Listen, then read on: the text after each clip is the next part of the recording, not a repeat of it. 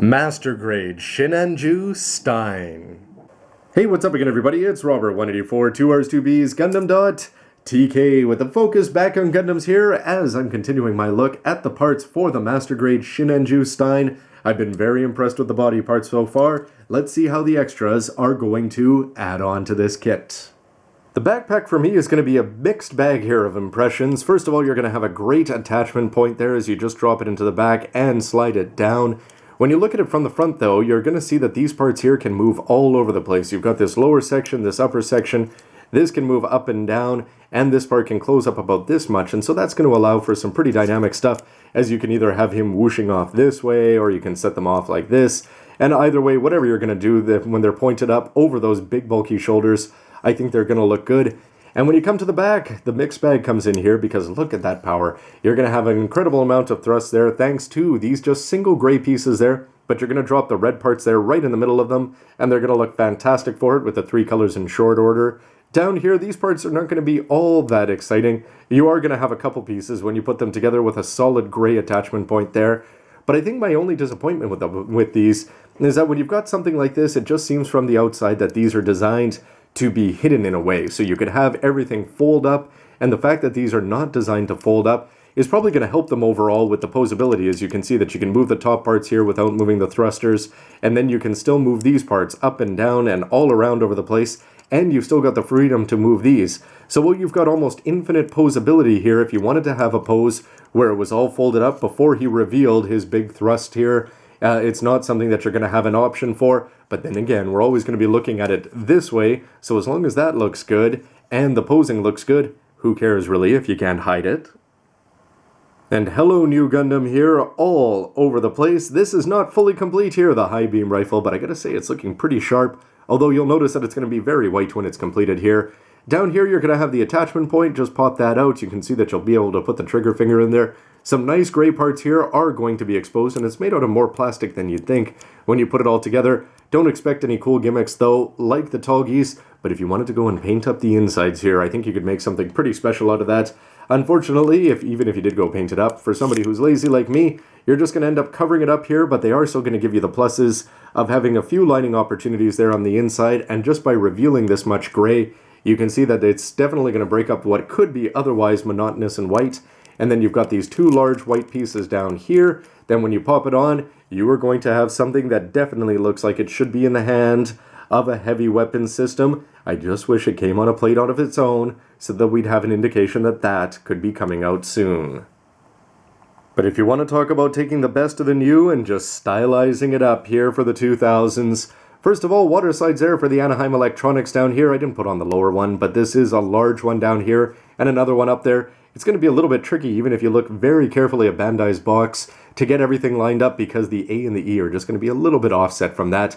But nonetheless, even if you're not going to put on the water slides, it's the amount of colors here. In short order, you've got this large blue part here that's going to sit on the top, and then this other one that sits under there. But if you look at it from the side, you're going to see this nice white stripe that goes down there from the inside, and gray from the back is going to be protruding through. So pretty much whatever angle you look at it from, even though it's only going to be made out of really 1, 2, 3 pieces of plastic, it's going to look fantastic, and it's pretty much going to apply to the back there as well. The top here, not a lot of mechanical details built into it. Not too crazy about the lining that I did down here, probably not worth even putting in. But if you want to add in parts, the beam cannon is going to look good down there, and the 4 missiles that are going to be done up in pairs. So you've got 2 and 2 in red, definitely cool, and the only thing it's really missing is an Amuro custom mark. And I'm sure there's a lot of people quite happy they don't have to go hunting for this online anymore to get the single plate, the P1 I believe, that's going to make up this bazooka here. And first of all, when you're putting it together though, you can see that they definitely put a lot of effort into the engineering, even when it's in its collapse form. With the big improvement here being is that you're going to throw out this part, and actually they're going to give you a custom part here on the Stein, which is going to be working with the new hands, and you can assume with the OVA version of the regular Sinanju. Including this is going to be moving, and this is going to be moving up and down here, but more interesting is just going to be, except for that part popping out there, this whole section sliding forward, which if you just take a look at this is an absolutely monster of a master grade weapon here. Parts protruding all over the place, and on the back you can see some cool little details there. And this part can also slide out, although it's definitely going to be a little bit flimsy if you do pull it out there, and it's very easy for this to pop off. But if it looks a little bit plain to you at the moment, do not fear, because you're going to have this nice complicated in a good and bad way here that you can go and attach this on. You just plug that in here up to the top, and when you do that, you can see that you're going to get a whole bunch more complicated, cool looking parts on here. You are only going to have gray parts, and it's not going to have the ability. It seems a little bit of a shame that on the C plate there that's going to make up the cockpit, that you're actually going to have a lot of nice large parts there that you could be using for sights, all of which are just going to go to waste here for the Stein. Nonetheless, you've got moving parts here that are going to go up and down. The only problem is that you saw, because this is going to be so easy to attach and detach, it does come across as being a little bit flimsy, but if you want to take it off, that's going to allow you to attach it here onto the back of the waistcoat, and you're probably going to want to keep it extended after you've taken off this part here. One thing you're going to have to be a little bit careful of is that in the manual, it's not all that clear on exactly how you're going to put that in there. But if you see there's these triangle parts here on the outside, you're going to take one and it's actually going to fit into this lower part fairly well. And the top part is actually going to be the part that doesn't move. So this part is variable. You can pop that up and squeeze this down together, and it actually stays in there quite well. Finally, it's on to the head, where I'm not too crazy about some of the lining choices that I made over here. I put in some black and it went in there pretty heavy, and some black up there. These are going to be very thin lines there. You'll notice that I just used the channels and that I didn't go around this edging here on the head, but you are going to have some pretty cool details in there as you've got some gray showing through, and those big gray Vulcans are going to look great to go along with the gray piping down below. It's from the front where you're not going to see a mono eye or something that's going to look a little bit Zeonic there. The red eyes definitely stand out in a strange way, although you're going to have to be looking at them pretty much from below if you actually want to see them. But the big disappointment has to be, for a master grade, you don't expect it, and actually you can't really make it out because the seal is well made, but this whole lower part here is actually going to be a white seal that's got about 8 different bends to it.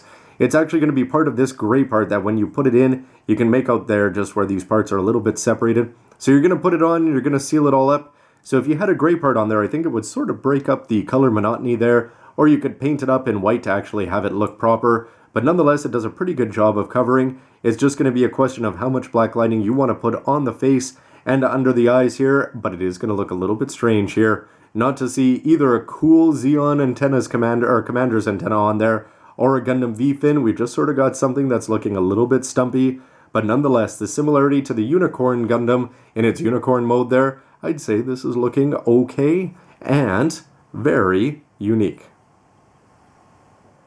So my final thoughts are, overall, it just feels like I've come late to this Sinanju party, because I don't know if I can stress this enough. Just the build of putting this all together here, the ingenious parts that are going to go into making up the inner frame here, the way that everything here, this part is going to be specific to the Stein, but I love the way that it's going to be so simple here, with just some very cool angular shapes there, making something look as a very interesting mix between good and bad. The shoulders there, the water sides work very, very nicely, and I think that the kit is going to be better off if you put them on. Combine that with the fact that you're going to have some great looking unique weapons that I hope we see more of, and that long awaited bazooka, which is going to fit in there rock solid, even though that part on the top is not necessarily going to stay that well. The only thing that isn't, or that I'm not too impressed about, is just this part. But then again, if you go and you pinch this down in here, the beam sabers are going to stay in place. So if you want to do the angry X-Men pose there, there's lots you can do. Combine that with a great looking new take on the shield, and this kit was a lot of fun to put together, which means it's time to actually put the kit together. Anyway, everybody, why don't you let me know what you thought of the parts and when you put them together, and what you think of the Stein compared to the regular Sinanju, and stick around for lots more. Thanks for watching, everybody. See ya. No, look, become full armor, then we've got something to talk about.